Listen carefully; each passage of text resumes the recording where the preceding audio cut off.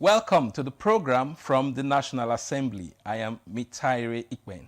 The House of Representatives is taking steps towards the rehabilitation of the Barrow Inland Port in Niger State to make it operational after being inactive for years. The river port, which was commissioned in 2019, remains non-operational due to poor access roads, lack of rail connectivity, and absence of an effective operational framework. Now, sequel to a motion on the floor of the House of Representatives earlier this year, an ad hoc committee was constituted to engage relevant stakeholders on the challenges and prospects of the Barrow River Port. The committee proceeded to invite the Minister of Marine and Blue Economy, Boyega Oyetola, and on the program today, we have for you some details of that engagement in Parliament. So sit back and stay with the program.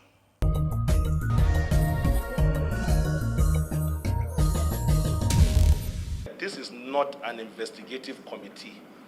The mandate of the committee is to convene stakeholder engagement so that we'll put our heads together, bring all stakeholders under one umbrella to discuss the challenges and prospects of operationalizing Barrow Port. It is not an investigative hearing, an investigative committee.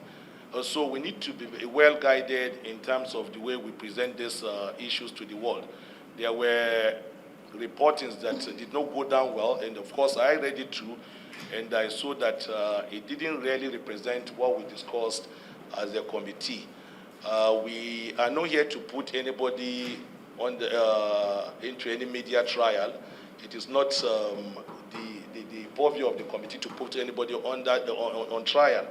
We are here to put our heads together with relevant stakeholders in order to be able to provide solutions to what is militating the operationalization of Barrow Port. So I feel I should put this out so that we'll be well guided with what we are reporting to the people. Thank you. And this is, we had an engagement, I think, about 2 weeks back, but this is the first time that we're having the major players, the heads of ministries, departments, and agencies as far as the assignment is concerned. So, with the turn up today, I think even the committee will be more than impressed, especially because we feel we cannot do it alone. The input, the information that we need to drive this assignment rests on the other side of the divide.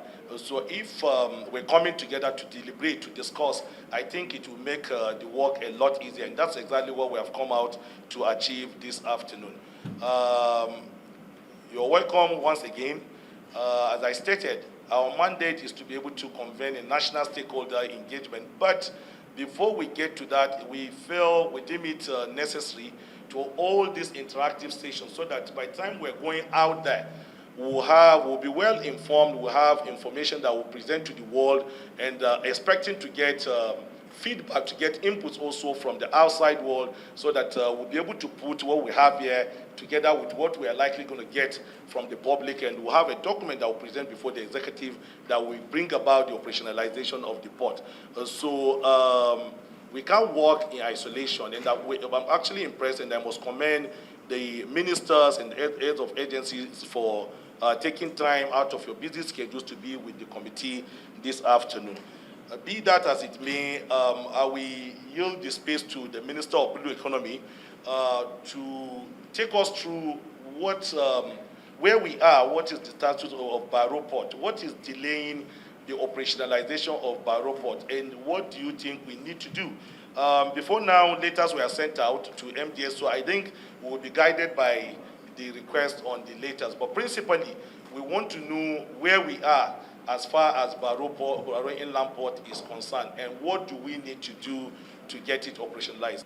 It is an honor and a privilege to participate in this national stakeholders engagement on the challenges and prospects of the Barrow River Port, an initiative that stands as a symbol of collective resolve to expand Nigeria's economic frontiers. I extend my warmest regards to the Honorable Chairman of this ad hoc committee, Right Honorable Saidu Musa Abdullahi, and to all the honorable members present. Permit me to begin by apologizing for my absence at the previous session of this stakeholder engagement. Honorable members, I commend your steadfastness and patriotic commitment in ensuring that the Barrow River Port project of profound national significance does not become a lost public investment, but instead fulfills its purpose as a strategic driver of economic transformation. The Barrow River Port was conceived as a vital gateway to economic renewal, particularly for the north-central region of the country and its adjoining states. Its purpose is to decongest our overburdened road corridors, create jobs both directly and indirectly, serve as a logistic hub for agricultural produce and solid minerals, and indirectly serve as a logistic hub for agricultural minerals and solid minerals, and promote an efficient, cost-effective, and environmentally sustainable mode of transportation.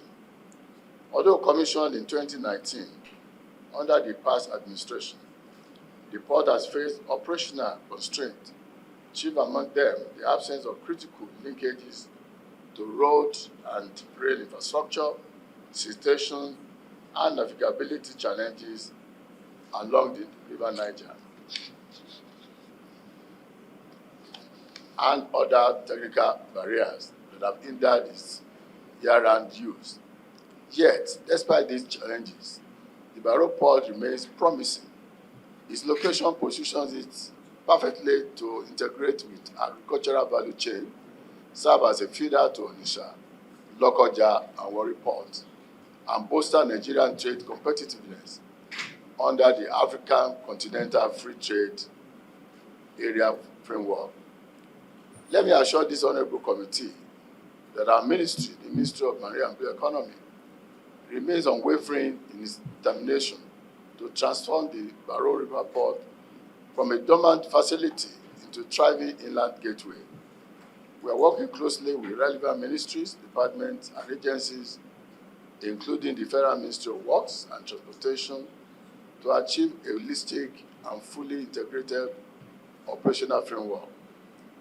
Let me emphasize that for the port to operate effectively, it is necessary to, one, improve river navigability through capital and continuous maintenance dredging, develop rail and road links for seamless connectivity, attract reputable private sector operators through concession arrangements and public-private partnership, and implement transparent and efficient governance system for its operation. Mr. Chairman, the honorable members, to support robust deliberations at this stakeholders engagement, we have prepared a brief based on official records on the port. This brief will be presented by the Managing Director of the Nigerian Inland Waterways. I thank you for your kind attention, your cooperation, and your continued service to our great nation. Honorable colleagues, my concern is you have raised some issues that if they are done, Barrow will be viable. I think you mentioned about five issues there, because I don't have the paper to quote them. But, Honorable Minister, from 2019, when this port was rehabilitated and then President Buhari commissioned, if I can remember. So if a president commissioned something, I guess then it's ready for use. But then, you must have made some documents, you must have made some policy files in your ministry. Among those issues or those issues that you have enumerated that if we have done this, Barrow Port will be viable, which one of them has been done from 2019 to date? When the issue of the port was being conceived, ordinarily one would have expected that the infrastructures that would make it operational should have been provided. The ministry was created barely 2 years ago, so we inherited it from the previous administration. And part of what we're trying to do is to ensure the need to do a lot of dredging Unfortunately, we are hampered by the scarcity of funds. NIWA was supposed to dredge about 2,000 kilometers of dredging, but in terms of fund requirements, that will run to billions of naira.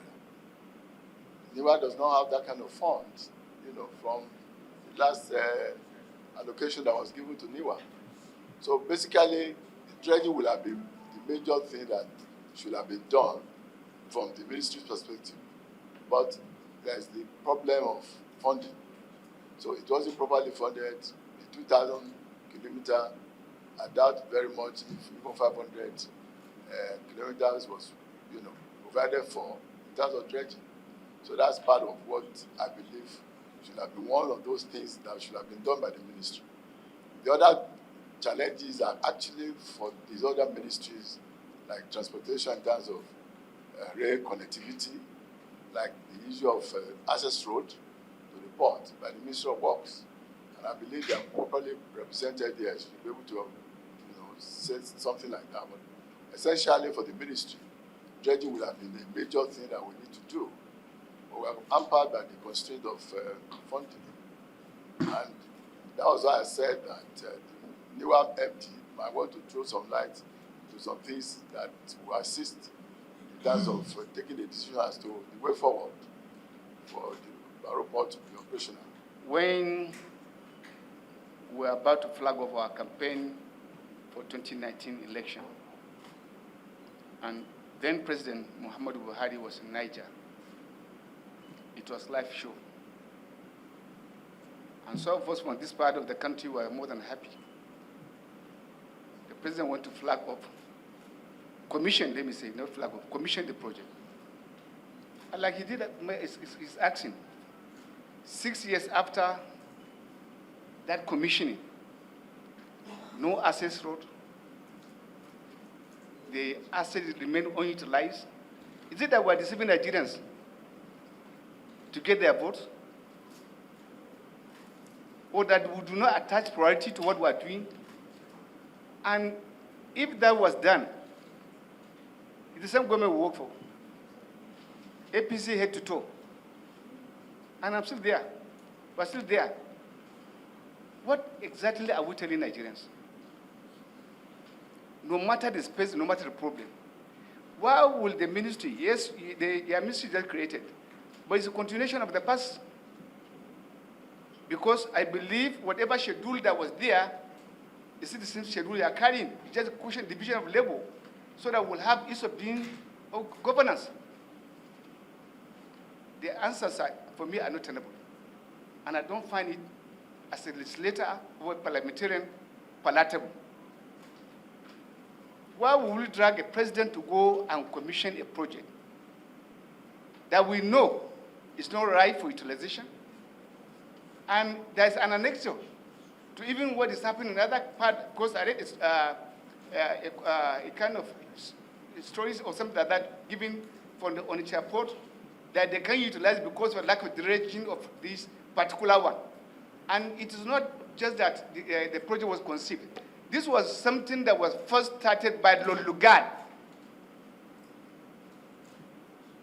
I mean, Lulugard amalgamated Nigeria in 1914. And then we're still talking about something like that, Mr. I think we should find another excuse. And no excuse, as far as I'm concerned. President Goodluck Jonathan came through Eradua, awarded the dredging of this particular trench. What has happened to the dredging? What really happened? How much was paid? We want to know. And if I see, thank you, that agency is there, what are they there for? To help us realize our infrastructure deficit. Were they approached? If they were approached, why the legislative attitude in terms of what should be done to realize this thing? Excuse me, sir.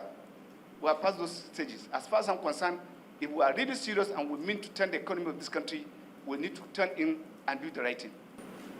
Can the ministry show Nigeria and by extension Nigeria, the level of priority that has been given to this national asset that can unlock the wealth of the northern part of this country, the priority that has been given to it in your budgets. At what level do we consider a project being commissioned? Because if a project is being commissioned, meaning completion. So what now happens after a project being commissioned, and yet we are still crying and saying poor funding or whatever name people are giving it? I'm not saying that the creation of the ministry is an impediment to whatever that's been done or supposed to be done. What I'm saying, in effect, is that there's been no provision for a lot of other these things. NIMA was supposed to dredge 2,000 kilometers, and has not been funded. So, since the essence of this stakeholders engagement is to look at challenges, we are bringing to your attention that there is the need to make adequate provision for dredging for NIWA. If 2,000 kilometers has been adequately provided, Barrow Port would have been a priority in terms of dredging. So if the fund is not provided, if you give an envelope and you don't even have sufficient fund to even dredge 100 kilometers, how do you now appropriate that kind of funding to be able to deal with a priority project like Barrow Port? That's exactly what I'm trying to say. And I'm saying this because I know the honorable members have the right opportunity to be able to now, look at priority projects and make adequate provisions for it. You don't have serious control over what is allocated to you in terms of budget. Yes, perhaps like a part of what we are trying to do now, we can, by extension, look for the opportunity of an intervention fund. But essentially, the budget thing that was given to us did not give opportunity for each of these projects to be so provided for in terms of funding. That's exactly what I've tried to explain. Completion, like I mentioned before, ordinarily, you don't commission a project when the infrastructure actually is not in place. One would have expected that the access road and the rail connectivity should have been provided. I'm not holding brief for anybody, but essentially, before you do commissioning, all these things ought to have been in place. And that's part of the challenges that we have today. They're not in place, and that's the essence of why we need to look at those challenges to be able to make Barrow Port operational. That's exactly my explanation to the thing. So Barrow Port has been a priority, but there has been lack of funds, to dredge, particularly, the Barrow Port, to make it navigable early enough. Then the access road, I believe the Ministry of Works will be able to, throw more light on that. And my colleague, the Minister of Transportation, will talk more about rail connectivity. But essentially, the funding thing has been a constraint. And I believe with your committee now recommending the need to ensure adequate provision is made for some of this infrastructure, I believe those challenges will be a thing of the past. Because you are talking of intervention fund, do you have Barrow Port in your budget regulation? If the fund has been released, for instance, for the 2,000 kilometers, Barrow Port will have been one of the beneficiaries of the funding. We didn't specifically ask for a particular port to be funded, but we asked for aggregation of funding for most of the ports that are still, awaiting either dredging or some other infrastructure. So it's holistic provision were made, not necessarily for a particular port. The interest is for the benefit of all Nigerians. Because if the port is functional, it's not going to just benefit one section of the country, but the entire country, because those who are in the business of import and export are from all over the country. And I believe those who may have access to carrying out their goods and services for this other part may come from every part of the country. So it's not about, that when my brother said this other part, no. It's opened up the economy of Nigeria as far as I'm concerned, that port, and we need it. And it's very, very important. But I'm concerned too that, as a honorable minister, sir, my governor and leader, that when you came to office and you found out that this project was commissioned 6 years ago, 2019, and that you didn't find it necessary to evoke Section 88B, even though it's the powers of Parliament to do that one. Maybe to expose corruption, inefficiency, or waste in the execution and interpretation of laws. As far as I'm concerned, this forms under that purview. Beyond the fact that we want it done, but how about our money? Was that value for money? If the seat were on the front burner, who are responsible? I thought heads should have rolled.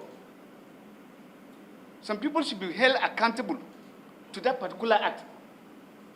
So beyond that, we're pushing for it to yes, we want it done, but we should go beyond that. And I feel there should be a report to the committee detailing us all that happened, the contra award, maybe for inception. To date, the contractors, because this work did not just take place in one regime. It has a history of many regimes under it. So we want to know the contractors, the amount of money paid, and the percentage of work done, and where we are. And maybe covering the entire facility. What we want, Honorable Minister, as a final note before you take your leave, what the committee is interested in. Honorable Minister, what the committee is interested in, as a final note, so that we allow you to join others in your economic management meeting, we're interested in knowing how much is required in terms of the capital dredging, especially the stretch that has to do with Barrow to any of the closest seaport. The committee will be interested in knowing what is the distance and how much investment is required to get the capital dredging done in the immediate time. It's very, very important we have that. I understand there are concerns from this side that there's a kind of neglect of the project. But like I mentioned earlier, our interest is to appreciate, to understand some of these challenges so that together we'll be able to provide solutions to them and make the port operational for the overall benefit of Nigeria as a country. So we'll be interested in having this submission from you. We'll help the ministry, the executive now, to come up with a framework. I understand the challenge with the envelope system of budgeting. So it doesn't allow you the flag to do certain things, but let us have it. And this is why I always call for engagement between the executive and the parliament. It's very, very important. If we are working together, we can easily provide solutions to some of these things. We could come by way of interventions. It doesn't necessarily have to come through the budget cycle. We could look at outside the budget to think of how we could come with interventions to get some of these things off our table, because they are very, very critical and very important to the national economy. So please, when you go back, as part of the feedback, let's have a comprehensive report on what is outstanding, how much do we need to embark on this capital dredging. By the time we have that, I think we'll have succeeded in making a huge progress. Let me just help you. Knowing how close you are to the president, and knowing how passionate you are to the ministry, I'm being very frank. We are talking frankly like Nigerians. We cannot deny that fact that you are not close to the president. At least that's an advantage to this country, and that's an advantage to the ministry, and that's an advantage to this meeting. And we want to take that advantage. Find a way, take in your diary, in any moment that you have, please find a way, squeeze it under the Renewed Hope Infrastructure funding. I'm sure it will get through. That will form part of our recommendation. when you look at this port holistically, then you look at amounts we're spending on the roads. And when I say the roads, I mean the total road network along the country. No country will be able to reach the $1 trillion economy we're looking at, in the number of years we're looking at, if we cannot get our water and our railroads working. Find a way of lobbying the administration. One of the most critical things before you think of dredging again is putting that road. Because once you do not put the access road to Barrow and you go ahead and dredge and desilt, what has happened to that place over time is that when you do not use a channel you have dredged, the sand comes back again, sedimentation. So please, we are here to provide solutions. First and foremost, for heaven's sake, we are just looking at 76 kilometers. I do not believe that is a problem for this administration. And considering the utility ratio, the return on investment for this country, the ROI, that is not money that should be a challenge. So I'm happy you said it's a priority, but we need to begin to walk the talk. I expect one fund has been named the Renew Hope Fund.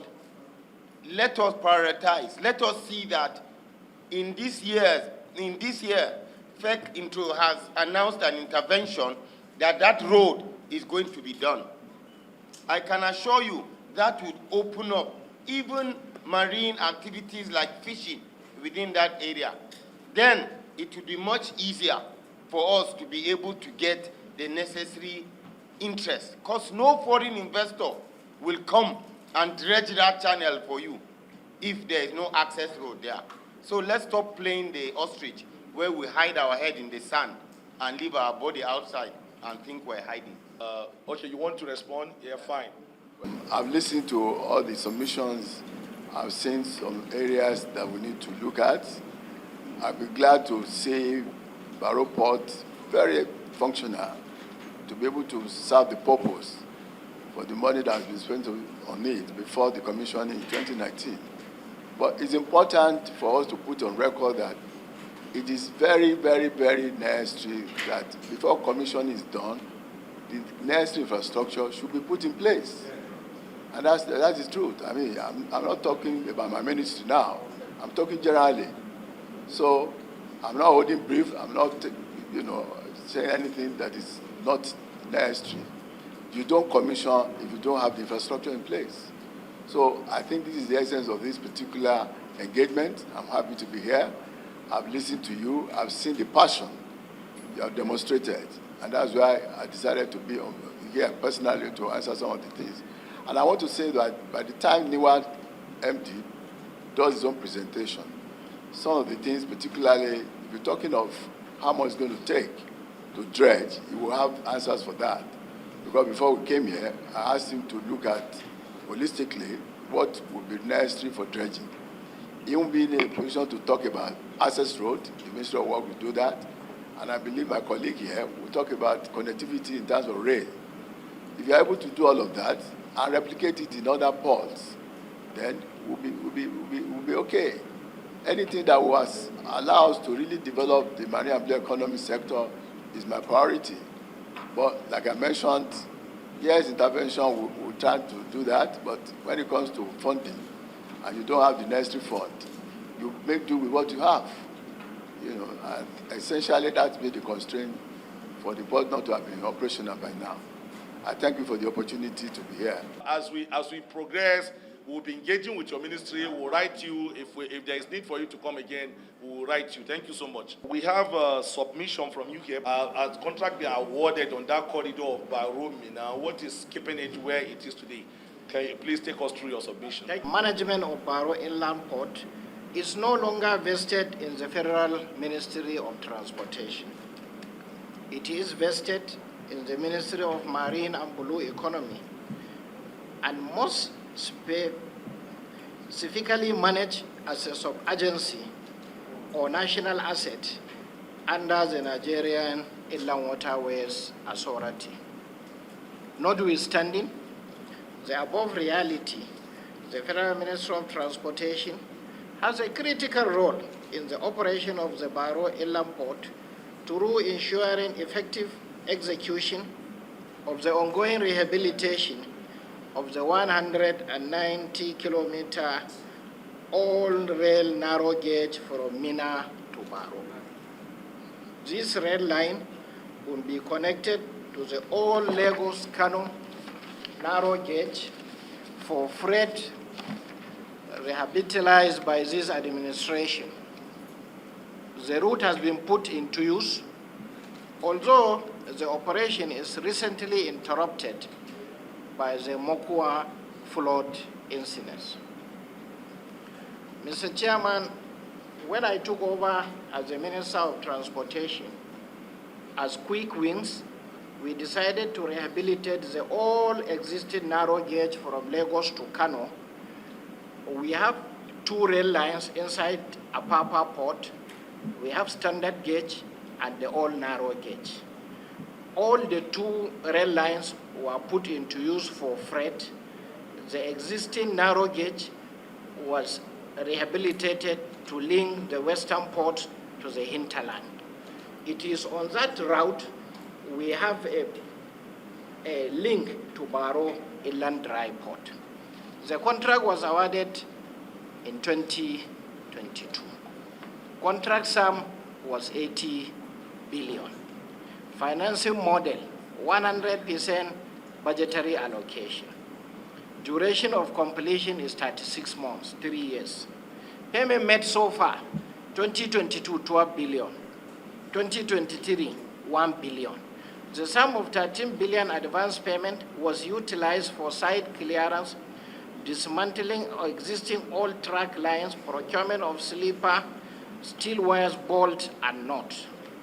Current status of the execution. Work has stopped since early 2023, while only 1,186,725,335 was allocated under 2024 and 2025 Appropriation Act, respectively, with no single releases so far. Amount supposed to be budgeted on annual basis is 26 billion.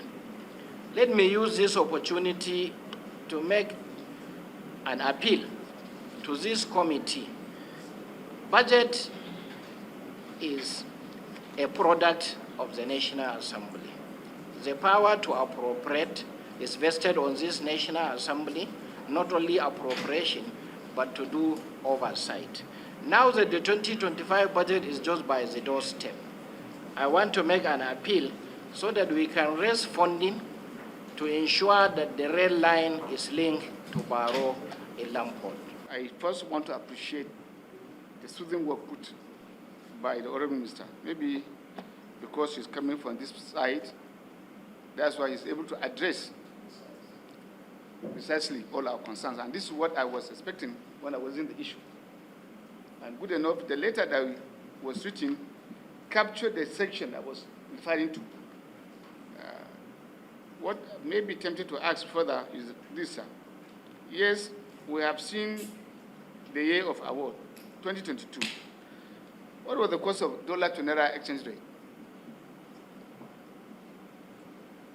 Is this a foreclosed kind of contract that was awarded, or you expect variation? What is now left here? Can it be comfortably, if delivered, execute the job 100%, or you expect variance and variation? And if you expect variation, what is the status that you think may help? Because we're about solution, and you have captured, we have seen your effort. Good one. And I don't know whether budgetary provision may be the only one. No. Like my brothers who advocated, other sources of funding. We have to look into that. So that as the project in the other side is completed, the movement will also be easily done. And what you have mentioned is about narrow gauge. Is there no possibility of upgrading? Because if that corridor is going to serve the length of the entirety from that axis to Maiduguri, I expect. Is it Honorable Sir? Yes, sir. Thank you. Would that be sufficient? Or it will be a situation now we have this one done, after some time we'll come back again to say we want to upgrade, and then meaning spending more money. There is the concern that from some information that this committee got, that even the work that is ongoing is being vandalized.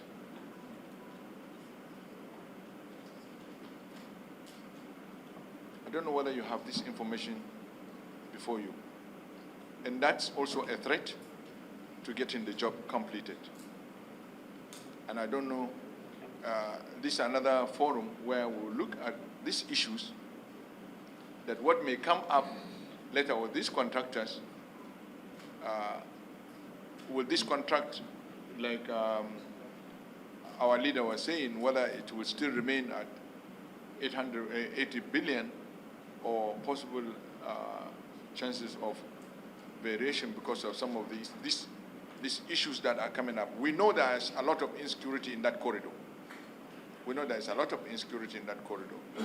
We know there is the unfortunate nature of our people vandalizing public property. Is another unfortunate situation where you find, wherever people find public property, they feel as if it's for gift. You see, when we inherited this project, sir, the contract was signed. Execution have started. Even the contract that was signed was not yet funded. So we didn't go into nitty-gritties of looking the possibility of upgrading it from narrow to standard, because even the standard was practically not being achieved. The difference between standard and narrow is just about the speed. And the ministry is not in a position to start looking at the possibility, because the contract has been signed, and whatever you can do, you have to operate within the ambit of the law. This is our challenge. So we are trying to see how we can even raise funds to execute the narrow gauge. The one that we have rehabilitated from Lagos to Kano was put into use. Despite the speed is slow, but yet we are able to achieve it so that we link the western ports to the hinterland as a quick wins before we can get the standard gauge from Lagos to Kano. The issue that was raised by Honorable Sada on vandalization, the chairman has said there is no insecurity on the corridor. But be that as it may, I am here with the managing director of the Nigerian Railway Corporation. He is going to give the committee an account of the exact status of the project. Although there is a funding gap, so we are not expecting the contractor to still be on site, because the project was awarded 100% on appropriation, unlike other projects that were awarded on EPC plus F. The last concern that was raised by my brother on the status of the funding vis-a-vis the execution, we are going to make that available to this committee as soon as we get back to the office. Barrow carries a viable prime address more than any port in Nigeria. Okay, thank you. I want you to be honest to Nigerians. Let us be honest to Nigerians. Is Barrow possible in the near future? I want you to talk as a Nigerian. I don't want you to talk as DG Newer, but I want you to talk as a Nigerian. Something that has been something that was born in 1908, and the British operated it in 1912. Today we are in 2025. We are still dragging on that thing. Do you think Barrow is possible? It's doable. And from my own background as a finance expert, Barrow, if properly managed, will be one of the best revenue handling income for this country. Mr. Chairman, he came exactly where I wanted. So if NIWA would not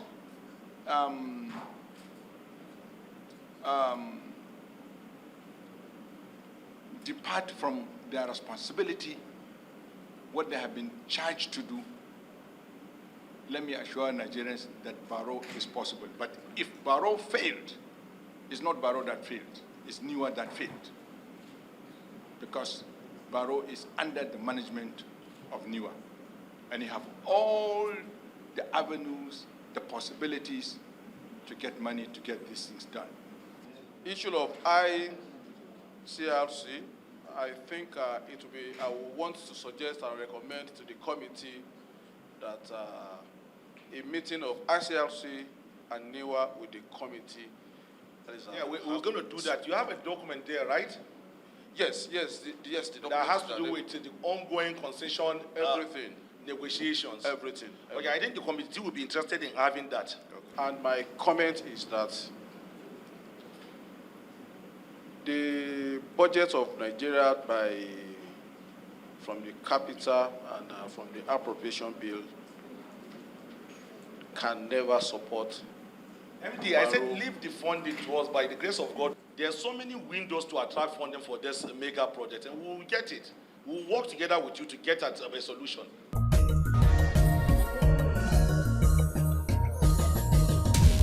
Now, talking about safety in the transportation sector, whether land, air, or water, the Nigerian Safety Investigation Bureau has a vision to be one of the foremost accident investigation bodies in the world.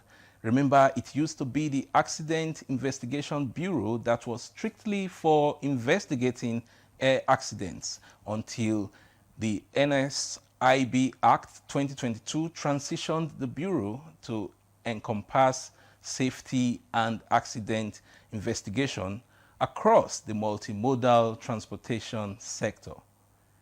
Now there is a bill proposing to move the Nigerian Safety Investigation Bureau from being an agency under the Ministry of Aviation and Aerospace Development to become domiciled in the presidency.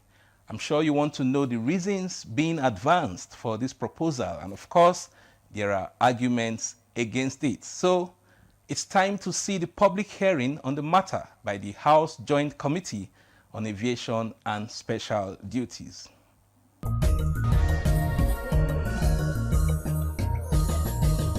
Call on our colleague to render the synopsis of the bill. It was passed and referred to Joint Committee on Special Duties and Aviation for further consideration, and that's why we are here today. And listening to the submission from the Office of SGF and the Speaker, I think they have almost thrown light on to why and what we are to do here today. Today is a public hearing. We have done our own bit. Today is your own bit. But the background, the Nigeria Safety Investigation Bureau, NSIB, was established in 2022. Fair Act number 35, referred to as the NSIB Establishment Act. This act was established to investigate transportation accidents across air, marine, rail, and track vehicle system in Nigeria. This broad mandate positioned the NSIB as the country's sole multimodal accident investigation body, Section 1 and 2 of the Act. However, the reason for this amendment is that the effectiveness is hindered by its current placement under the Ministry of Aviation. This limitation undermines the Bureau's ability to fulfill its mandate due to institutional bottlenecks, lack of independence, and fragmented interagency coordinations across Nigeria's transport regulatory ecosystem. Globally, leading accident investigation bodies such as the National Transportation Safety Board in the United States operate as autonomous agencies, directly reporting to the highest level of governance.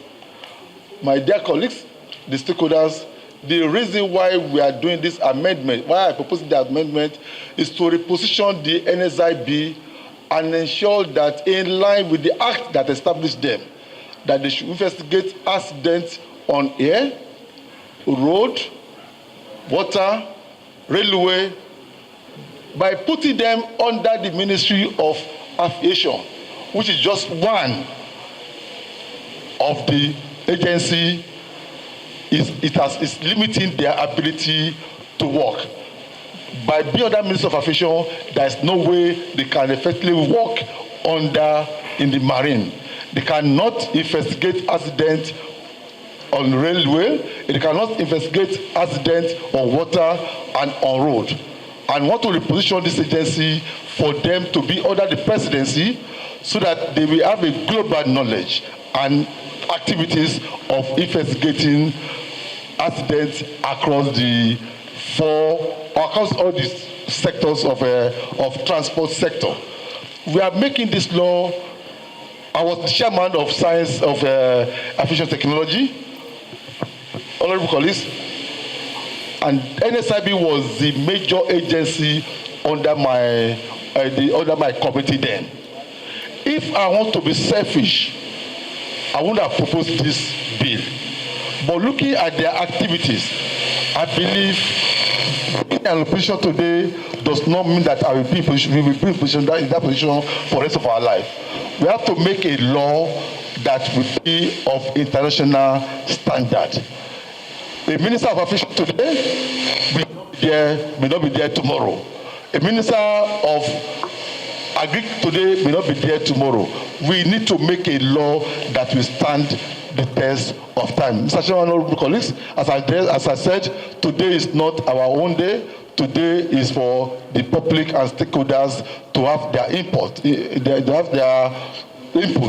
Into the reason why we have to strengthen the operation of NSIB by taking them away from the Ministry of Aviation and put them under the Ministry of Spare Duty, under the presidency, for them to have a global and international coordination of the accident. Once again, Mr. Chairman, honorable colleagues, I welcome everybody. Our position that I'm presenting today is not the position of the Minister of Aviation.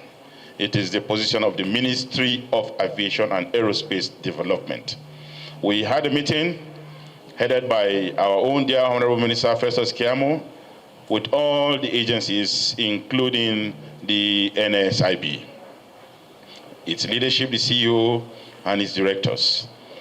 We sat down, we discussed dispassionately, like our dear chairman, Honorable Akinlade, said that today Minister Keyamo will be in aviation, tomorrow he will find himself Minister of Blue Economy.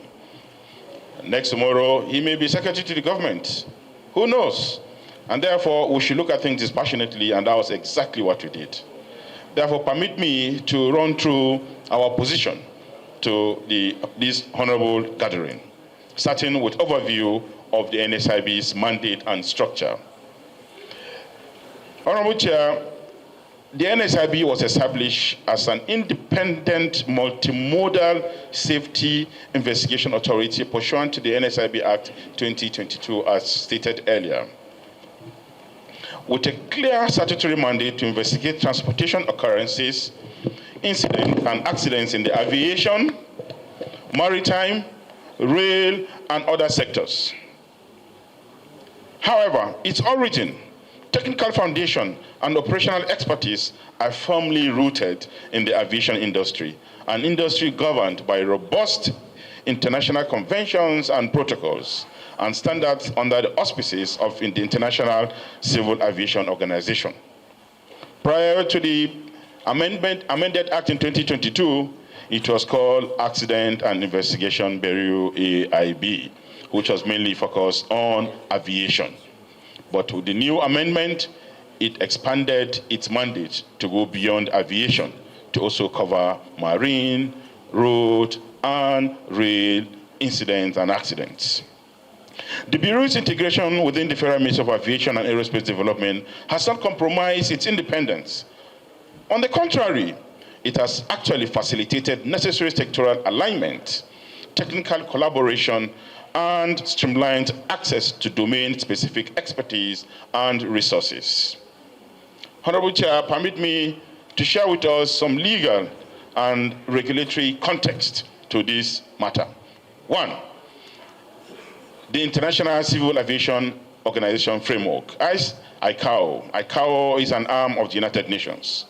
And I'll start with ICAO Annex 13, where it talks about the aircraft accident and incident investigation. Explicitly requires member states to establish an independent accident investigation authority that is functionally separate from other aviation entities. The NSIB Act 2022 already complies with the prescription guaranteeing institutional independence and operational autonomy. ICAO does not mandate that such a body must be domiciled in the presidency or a supraministerial organ. What it requires is insulation from regulatory, operational, or policy conflicts, which is a threshold already satisfied under the current structure. Furthermore, the Chicago Convention on International Civil Aviation, 1944, to which Nigeria is a contracting state, sets out fundamental obligations relating to safety, regulatory, and efficiency of air transport. Specifically, Article 26 mandates that states undertake accident investigations in accordance with ICAO standards and recommended practices.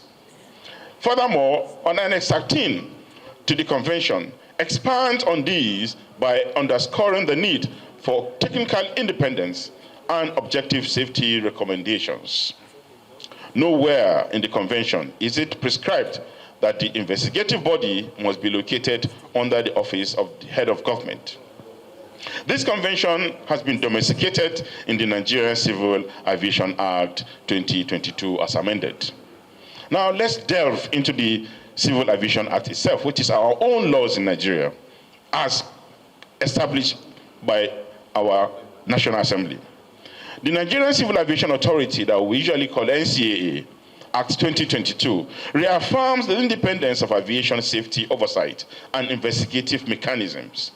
Additionally, the CAA 2022 includes a novel provision in Section 31, subsection 7, that was absent in the CAA 2006. This provision empowers the authority to take immediate action in response to safety and security emergencies in civil aviation.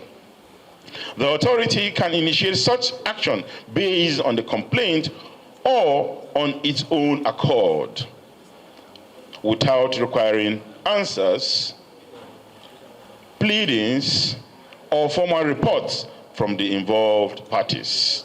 The authority can issue orders, rules, regulations, or directives deemed necessary to address the emergency and ensure safety and security in civil aviation, with or without notice or formal hearing. The NCAA Act 2022 recognizes the role of NSIB as the designated accident investigation body and prohibits undue interference with its investigative processes. Any attempt to relocate the Bureau to an executive political office could, the word here is could, raise questions about compliance with these statutory safeguards and international oversight expectations. Let's look at precedent in global aviation governance. Honorable Chairman, sir, Globally, accident investigation bureaus are typically domiciled within the transportation, now this is the word here, transportation ministries or aviation-related ministries, but are afforded statutory independence.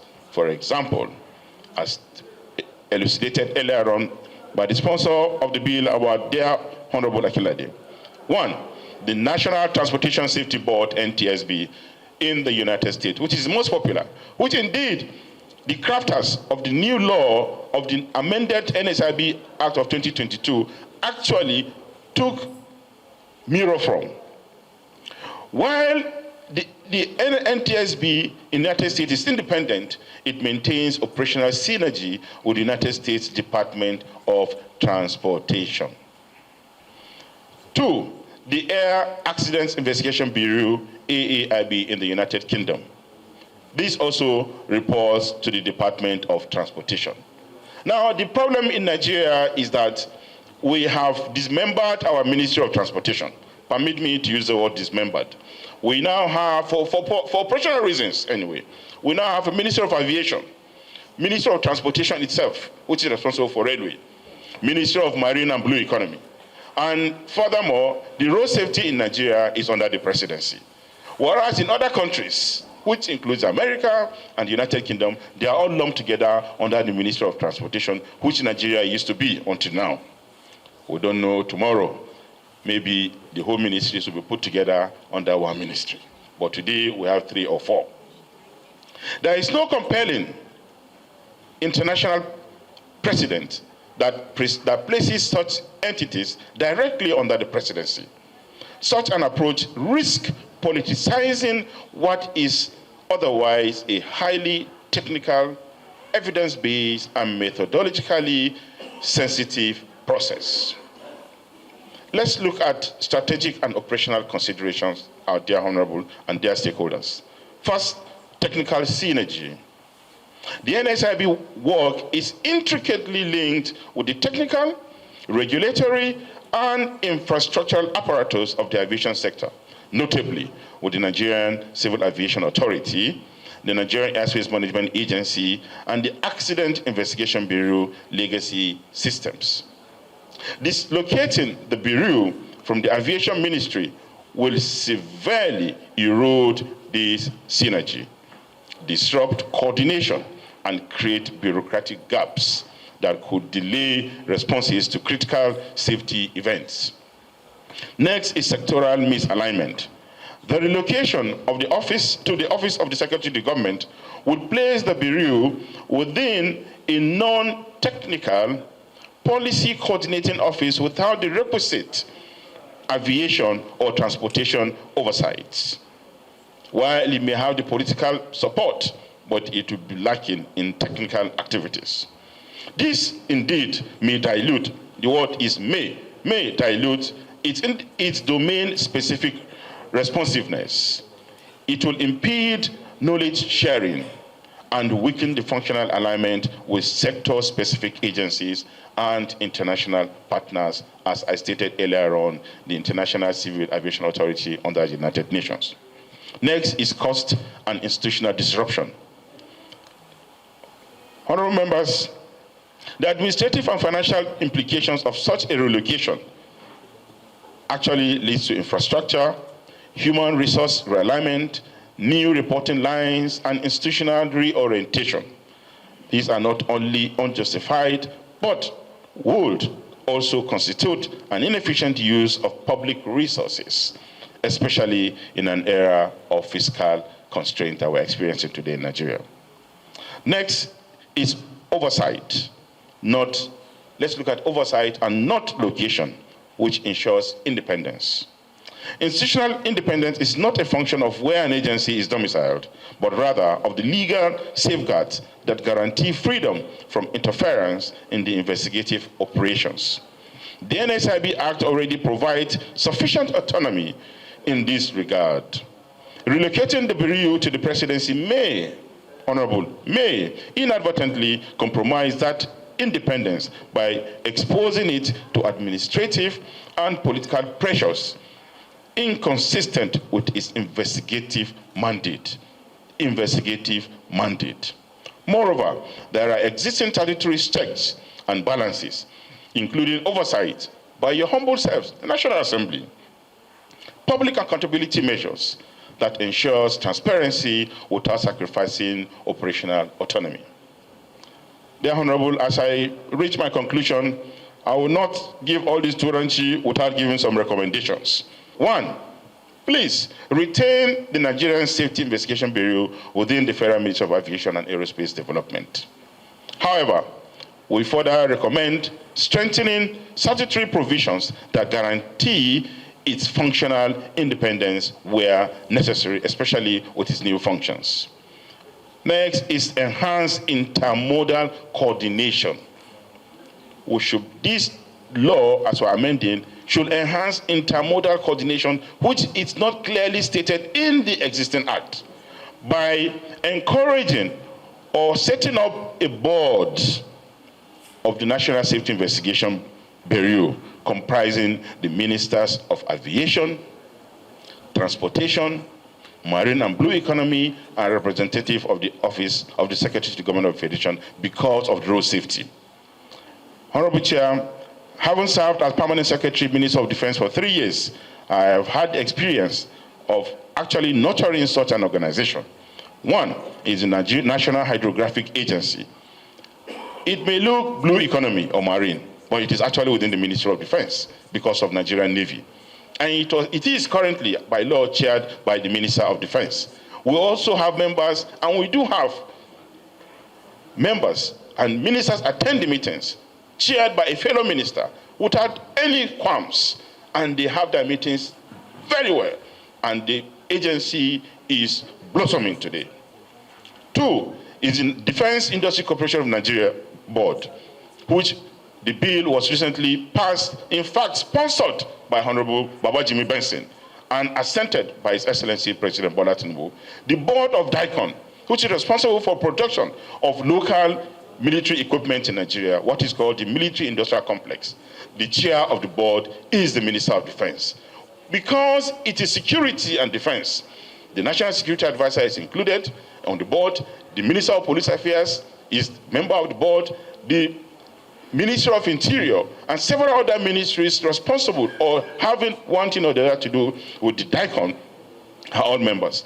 And very simple, all they do is instead of the ministers coming to attend, they now send the permanent secretaries, which is the administrative head of the ministry, to serve on the board. That strengthens the board, and that gives the board a very strong teeth. We believe the new board of NSIB should mirror these systems. In conclusion, my dear Honorable Sir, the aviation sector is complex, highly regulated, and technically demanding industry. Any structural change affecting its key institutions must be evidence-led, internationally benchmarked, and strategically sound. The proposed relocation of NSIB to the Office of the Secretary to the Government, in our own humble opinion, Honorable Chair and members, in our considered view, is legally, at this moment, legally unnecessary, operationally risky, and strategically counterproductive. On this note, I want to thank you for giving us this opportunity to share our views as fellow Nigerians, as we wish each and every one of us safe skies, safe roads, and safe travels on our waters. May God bless the Federal Republic of Nigeria. Thank you very much. Domiciling NSIB under OSGF safeguards its objectivity, free from potential conflict of interest. Cross-sectional oversight, as NSIB covers aviation, rail, maritime, roads, and so on. No single line ministry can provide equal administrative alignment. OSGF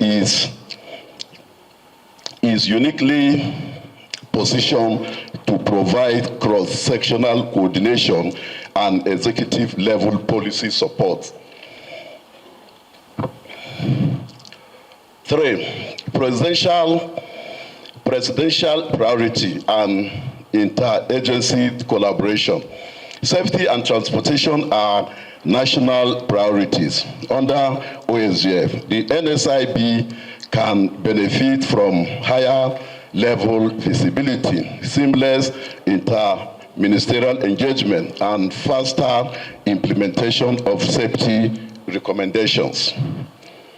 For institutional stability and long-term continuity, the presidency provides a stable administrative home, ensuring continuity of vision, national strategy, alignment, and enhanced access to the Federal Executive Council.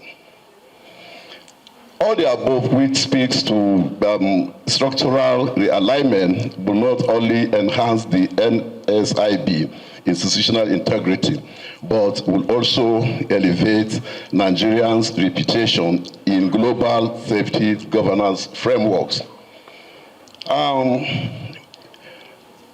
I can say that the Office of the Secretary of the Government is a central coordination unit that coordinates policies of intergovernmental.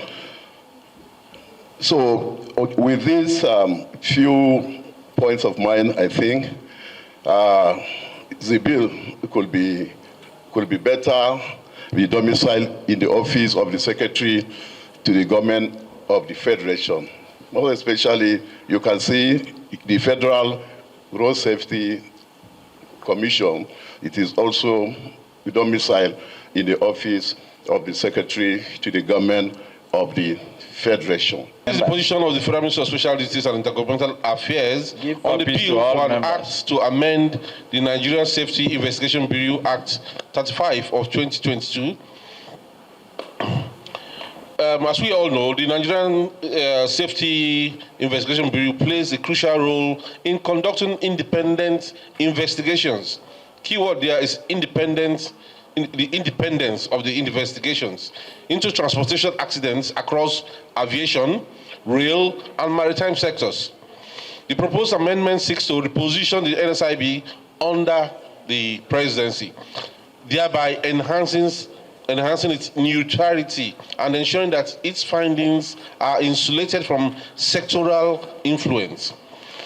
Well, part of the mandate of my ministry is basically coordinating special assignments like this and interministerial collaboration. Okay? We facilitate policy alignment amongst government institutions, just as is happening now.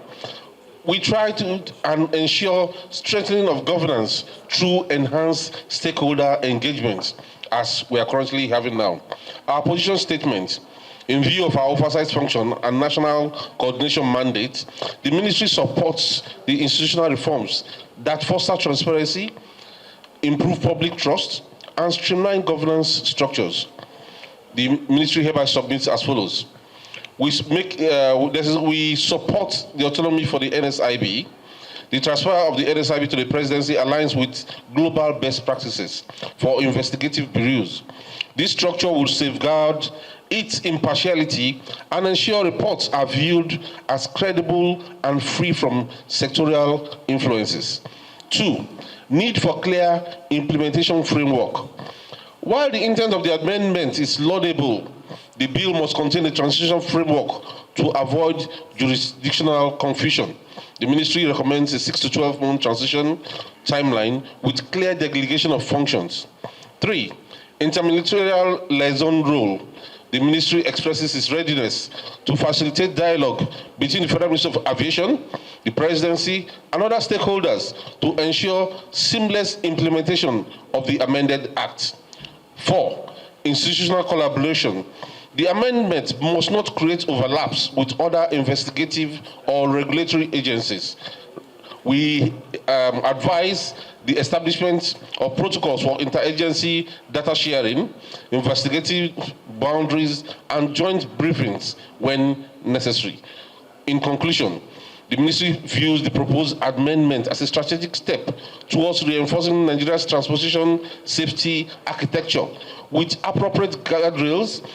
The transfer of the NSIB will yield stronger transparency, global alignment, and improved public confidence in this system. We so submit. From the office of SGF to aviation to special duties to Ministry of Blue Economy and all that, you are all executive. Now, what does ACAO? What is their position? What do any of the three ministries know? I know that aviation made a reference to that. We just want to be more educated because we need facts in, considering whatever we are doing. Yes, okay. Just 1 minute. Nigeria is it's a signatory to the United Nations as one of the 182 member states. Therefore, we are signatory to all the activities of the United Nations, including all its arms. One of the arms is the International Civil Aviation Authority, ICAO, with headquarters in Montreal, Canada. The whole idea behind United Nations setting up that is because air travel is one. If you move from Canada to Nigeria, it's the same aeroplane. From Nigeria going to Congo is the same aeroplane. Going to Madagascar is the same aeroplane, same airspace, same airport, same human beings, same pilots. And that was why the United Nations set up that system. And therefore, that organization is responsible for setting out rules and regulations for air travel. Now, anywhere where there is air travel, there could be accidents. Accidents help in preventing more accidents. It's like a postmortem. And therefore, that's the reason why they also insist each country must also set up her own independent investigation bureau. While it is government, but they have strong independence. And the independence in Nigeria was supported by the National Assembly Act through the Nigerian Civil Aviation Authority, which gives NSIB independence. Why I ask this question? No, sir. The emphasis is independence. Yes, sir. So once you talk about an agency domiciled under a ministry, then for me, who is even in the House of Reps here, I'll be wondering what independence we'll be talking about. I think that's why I asked the three of you, that question, so that we can be better, have a better understanding. When we talk about independence, if NSIB is under aviation, under special duties, under office of the Secretary to Government and all that, except the law establishing it is strengthened it in such a way that the executive arm cannot interfere with the operations, then you can be talking about independence. But to the extent that it operates under a ministry or under the executive arm of government, it's only the laws that can make it independent, not the ministry under which it operates. That's the understanding we want to have from this side. Yes, in considering, reading through your presentations and all that. Because if the president says, aviation ministry, this is what I want in NSIB, what will the minister do? Nothing. That's the point. So once we are emphasizing independence, we should look at where we should situate the independence.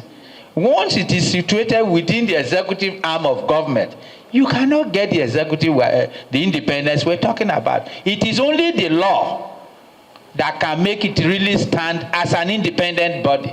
I think we just wanted to have this understanding. Yes, sir. NIWA have not have any. We have not written any memo in this respect. However, from the historical perspective given by the Honorable Minister of Aviation, which has been presented by the Permanent Secretary here, and the NSB being an agency which we collaborate so well, all these efforts were done in order to ensure safety. We, the National Inland Waterways Authority, are fully in support of this bill, and we therefore adopt the position of the Federal Minister of Aviation as our own position. So if you say you stand by the bill, and at the same time you are also still saying that it should be domiciled in aviation, then you are contradicting yourself. Shippers Council. Shippers Council, are you here? Okay. Mr. Chairman, sir, the submission of Nigerian Shippers Council is actually, we didn't submit a memoranda. However, we've made a little... Assure us that you are going to bring it. Yes, in respect of If not, we don't need just your voice. Yes, in respect of what we are about to point out, I believe we can submit a memoranda to that effect. So we've gotten through the proposed bill, and particularly we made an observation as to the inclusion of the word Mr. President, because we believe in legal drafting and legislative drafting. The word Mr.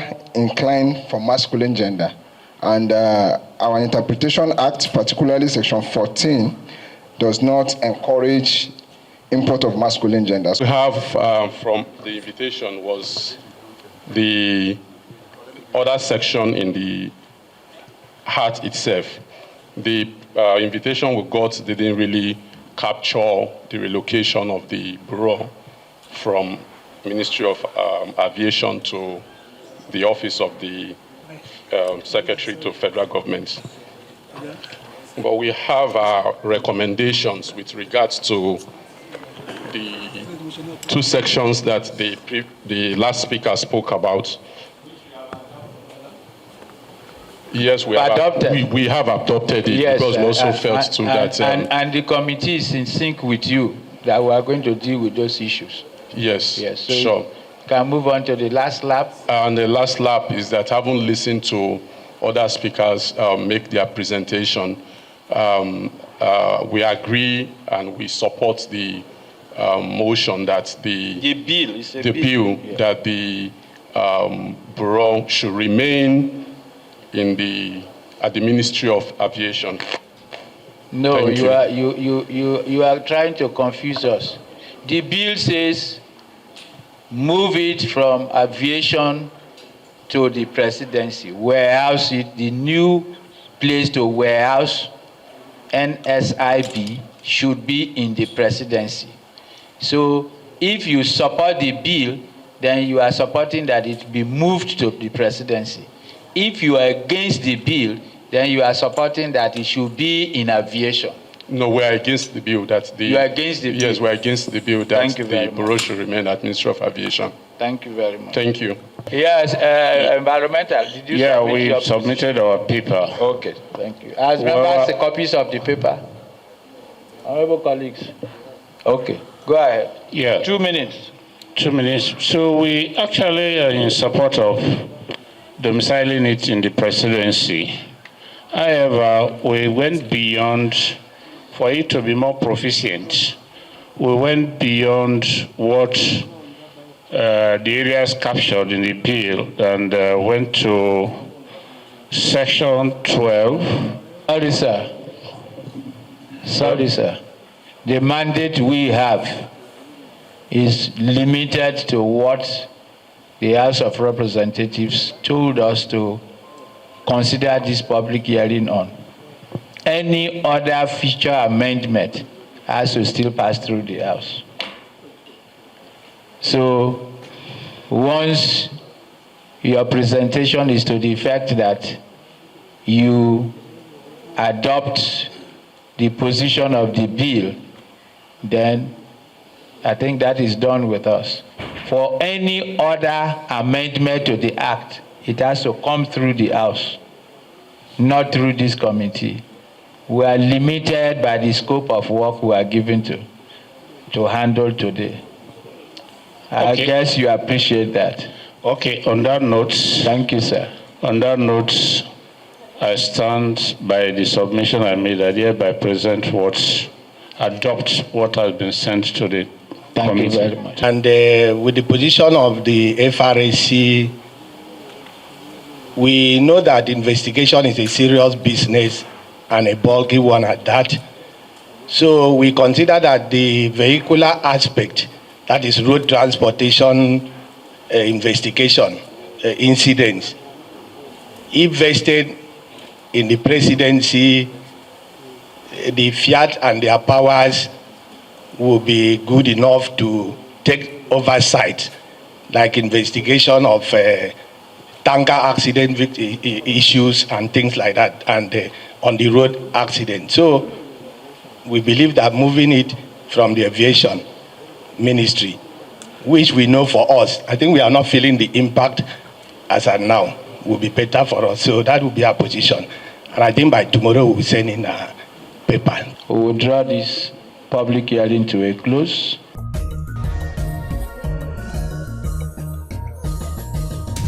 And after all the arguments for and against, the question is to be or not to be.